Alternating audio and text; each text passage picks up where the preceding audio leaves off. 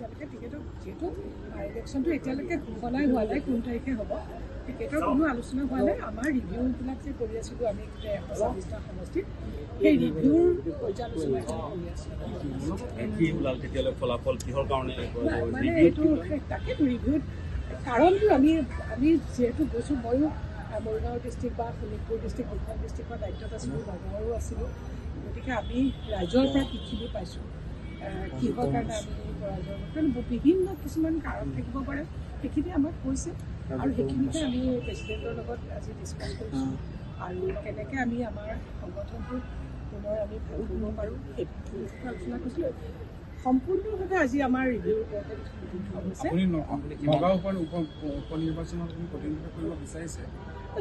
দলে যদি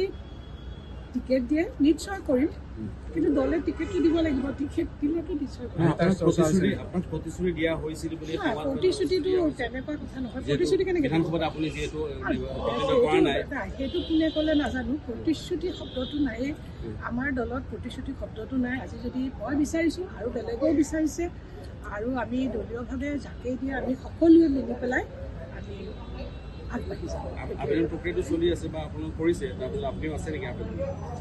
আবেদন নাই এতিয়ালৈকে একো আবেদন